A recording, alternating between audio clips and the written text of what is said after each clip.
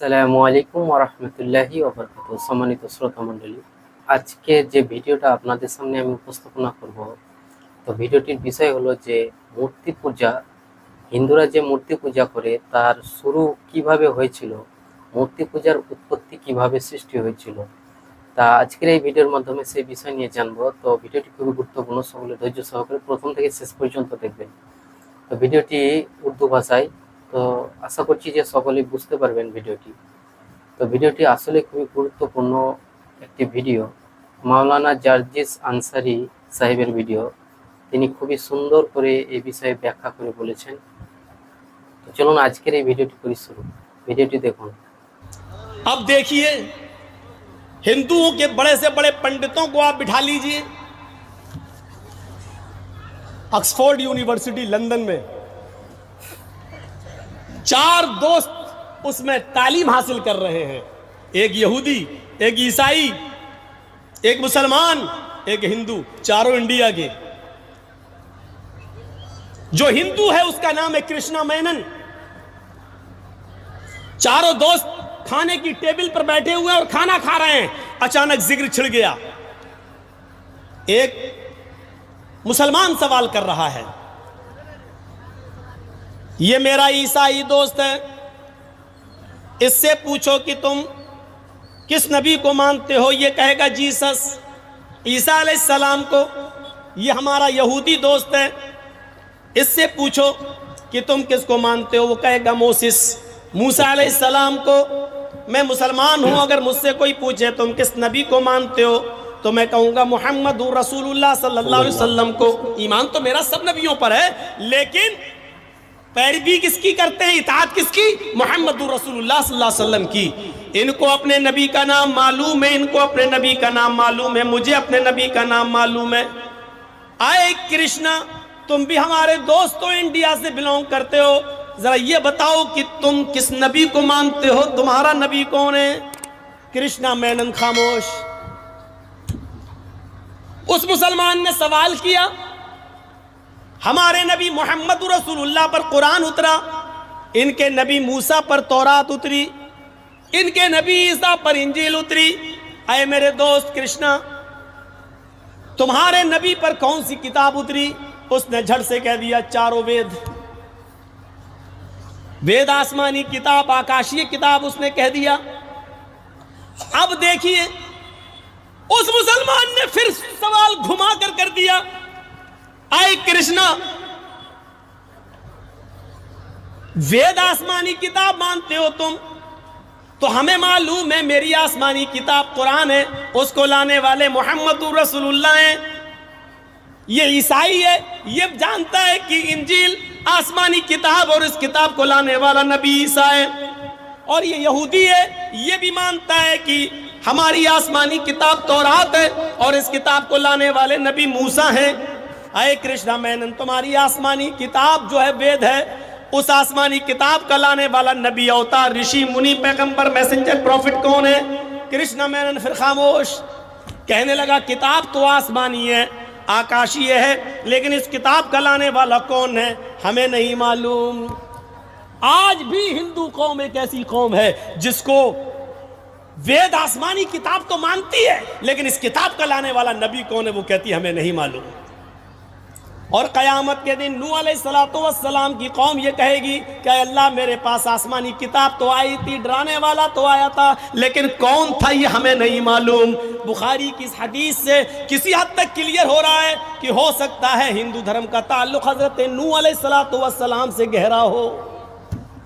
मैं अभी भी क्लियर नहीं कह सकता हूं, कोई ये ना कहे कि मौलाना साहब हिंदू धर्म को कौम नूह अलैहिस्सलाम की कौम कह गए। लेकिन बुखारी की हदीस से जब बहुत से लोग मसाइल का इस्तिदलाल करते हैं, तो एक ये मेरा भी एक इस्तिदलाल हो सकता है कि नूह अलैहिस्सलाम की कौम कयामत के दिन ये कहेगी अल्लाह मुझे नहीं मालूम, आया तो था कोई, लेकिन कौन आया था ये मुझे नहीं मालूम। और हिंदू धर्म एक ऐसी कौम है जो ये कहती है कि मेरे पास डराने वाला नबी तो आया था, लेकिन कौन था ये मुझे नहीं मालूम, ये मुझे नहीं मालूम। और फिर सबसे पुराना धर्म, प्राचीन धर्म हिंदू धर्म, और मूर्ति की सबसे पहली पूजा और मूर्ति की सबसे पहली तपस्या और इबादत और मूर्ति पूजा सबसे पहले अगर चली है तो कौम नूह के अंदर। नूह अलैहिस्सलाम के इंतकाल के बाद नूह अलैहिस्सलाम की कौम के 5 बुजुर्ग वद, सुआ, यगूस, यऊक, नस्र, इन 5 बुजुर्गों की मूर्तियां बनाकर सबसे पहले मूर्ति की पूजा की शुरुआत नूह अलैहिस्सलाम के जमाने से हो रही है। नूह के इंतकाल के बाद नूह की कौम से हो रही है।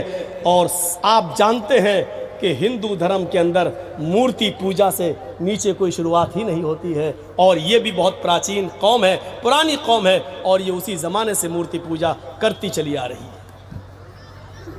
बताइए, उसलूब बदल दो। ये कहने की ज़रूरत नहीं कि ये मोहम्मद सल्लल्लाहु अलैहि वसल्लम का दीन है। ये कह दो कि मोहम्मद सल्लल्लाहु अलैहि वसल्लम थे, हमारे नबी हैं, लेकिन ये वो नबी है, इन्होंने कोई नया दीन नहीं दिया। ये वही दीन है जो मनु लेकर आए, जो कृष्ण जी लेकर आए, जो रामचंद्र जी लेकर आए। रामचंद्र जी का क्या धर्म था आप तो जानते हैं, मेरी किसी तकरीर में देख लीजिए, वाल्मीकि रामायण, ये वाली नहीं, ये जो अभी चली है, ये तो अभी लिखी गई है कुछ दिन पहले।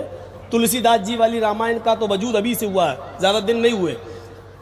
रामचरितमानस का पुरानी रामायण जो 2000 साल पहले लिखी गई थी, हिंदू धर्म के आस्था और अकीदे के मुताबिक 2000 साल पुरानी जो किताब है उनकी, वाल्मीकि रामायण, उसमें आज भी लिखा हुआ है कि जब रावण सीता का हरण करके ले गया और हनुमान और लक्ष्मण जब तलाश करके सीता को लेकर आए, तो सीता जी अपने पति रामचंद्र जी का आशीर्वाद लेने के लिए उनके पैरों पे गिर पड़ी और उनके पैर छूने लगी कि मुझे आशीर्वाद दो, आपके आशीर्वाद से मैं बच गई। और हनुमान जी ने और लक्ष्मण ने हमको रावण के चंगुल से निकाल लिया और बचा लिया, और रावण हमारी इज्जत पर हाथ नहीं डाल सका, ये लोग हमें बचा कर लाए। तो रामचंद्र जी के जब पैर छुए, अपने पति के जब पैर छूने लगी, तो वाल्मीकि रामायण में लिखा रामचंद्र जी ने उठा लिया अपनी पत्नी को, पैर नहीं छूने दिए, ये कांधा पकड़ा और खड़ा कर दिया और क्या कहा, राम रामाय नमः, राम रामाय सत्यमस्ति। है सीता, मैं तेरा राम हूं, राम रामाय, तेरे राम का राम है ऊपर वाला।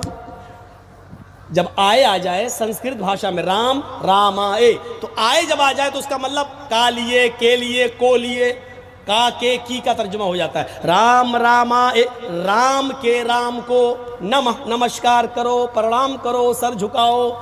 राम रामाए नमः, राम रामाय सत्यमस्ति। हाय सीता, तू मेरे पैर क्यों छू रही है, मेरे पैर क्यों पकड़ रही है, मेरे सामने क्यों झुक रही है? मैं तेरा राम हूं और राम का राम है ऊपर वाला। राम रामाय नमः, सीता राम के राम को प्रणाम करो। मैं तेरा राम हूं, अपने राम के सामने मत झुको, उस राम के सामने झुको जो तेरे राम का भी राम है। रामचंद्र जी ने अपनी पत्नी को पैर नहीं छूने दिए, अपने सामने सर नहीं झुकाने दिया, अपने सामने झुकने नहीं दिया। रामायण की ये पंक्ति किसी न किसी शक्ल में सुनन नसई और इब्ने माजा के सफहात पर देखी जा सकती है। अल्लाह के नबी जनाब मोहम्मद रसूलुल्लाह सल्लल्लाहु अलैहि वसल्लम के पास जब हीरा शहर से एक सहाबी आए, कहने लगे कि अल्लाह के रसूल, हमने हीरा शहर के अंदर यहूदियों और ईसाइयों को देखा है कि वो अपने अपने बादशाहों के सामने सजदा कर रहे हैं। आप ज्यादा हकदार हैं कि हम आपको सजदा करें, आप ज्यादा हकदार हैं। जब वो लोग अपने बादशाहों के सामने सजदा कर सकते हैं तो हम अपने रसूल के लिए, अल्लाह के पैगंबर के सामने सजदा क्यों ना करें? तो अल्लाह के नबी सल्लल्लाहु अलैहि वसल्लम ने बजाय जवाब देने के, उनको बजाय मना करने के, डायरेक्ट मना करने के, आपने उनसे एक सवाल कर लिया। आपने फरमाया, अमरत बिक़ब्री अतस्जुदु लहू, क्या जब तुम मेरी कब्र के पास से गुजरोगे तो क्या तुम उसे सजदा करोगे? पढ़िए इब्ने माजा, अल्लाह के नबी क्या कह रहे हैं, अबू दाऊद क्या कह रहे हैं अल्लाह के नबी? सहाबी कह रहे हैं, अल्लाह के रसूल मुझे इजाजत दीजिए कि मैं आपको सजदा करूं। यहूदी अपने बादशाह को सजदा कर रहे हैं, ईसाई अपने बादशाह को सजदा कर रहे हैं, तो क्या मैं अपने नबी को सजदा ना करूं? तो अल्लाह के नबी सल्लल्लाहु अलैहि वसल्लम ने क्या कहा, क्या तुम मेरी कब्र के पास से गुजरोगे तो क्या सजदा करोगे? सवाल हो रहा है जिंदगी में सजदा करने का, मुझे इजाजत दीजिए कि मैं आपको सजदा करूं। और आपको फिक्र है इंतकाल के बाद की, क्या मेरे कब्र के ऊपर से गुजरोगे, पास से गुजरोगे तो सजदा करोगे। मतलब क्या था, जिंदगी में तो मैं करने नहीं दूंगा, जब तक मैं जिंदा हूं तो मैं रोक लूंगा, ये शिर्क के दरवाजे कभी खुलने नहीं दूंगा। मेरी जिंदगी में तो कभी हम अपने सामने सर झुकाने नहीं देंगे तुम्हें, लेकिन फिक्र हुई इंतकाल के बाद की, ऐसा ना हो कि मेरे इंतकाल के बाद जैसे यहूद और नसारा ने अपने अपने नबियों की कब्रों को सजदा गाह बना लिया, ये लोग भी कहीं मेरी कब्र को सजदा गाह ना बना ले, चूमने चाटने की जगह ना बना ले। तो आपने फौरन सवाल कर लिया, क्या तुम मेरी कब्र के पास से गुजरोगे तो सजदा करोगे। साहबा ने कहा नहीं, ला काला फला तफालू, करना भी नहीं ऐसा। देखिए अबू दाऊद के अल्फाज, फला तफालू, ऐसा करना भी नहीं, मेरी कब्र के पास से गुजरो तो उसको सजदा करना भी नहीं। इसके बाद आपने क्या फरमाया, रामचंद्र जी वाली बात, क्या कहा, मेरे सामने क्यों झुक रही है, झुकना है तो ऊपर वाले के सामने झुक, अपने राम के को रमा कर, नमस्कार कर, झुक। अल्लाह के रसूल ने भी यहाँ क्या कहा, अगर अल्लाह के अलावा सजदा किसी को जायज होता, अगर अल्लाह के अलावा यहाँ सजदा किसी के सामने, सर झुकाना किसी के सामने जायज होता, तो मैं औरत को हुक्म देता कि वो अपने शौहर को सजदा करे। इस हदीस ने क्लियर कर दिया, रामचंद्र जी ने भी अपने पत्नी को पैर नहीं छूने दिए। यहाँ अल्लाह के रसूल ने क्या कह दिया, अगर अल्लाह के अलावा किसी को सजदा करना जायज़ होता तो मैं औरत को हुक्म देता कि वो अपने पति को सजदा करे, लेकिन सजदा सिवाय अल्लाह के किसी और के लिए है ही नहीं, इसलिए बीवी को भी जायज़ नहीं है कि वो अपने शौहर के सामने झुके। ये है समानता, ये है बराबरी जो हिंदू भाइयों में भी और हमारे अंदर भी है।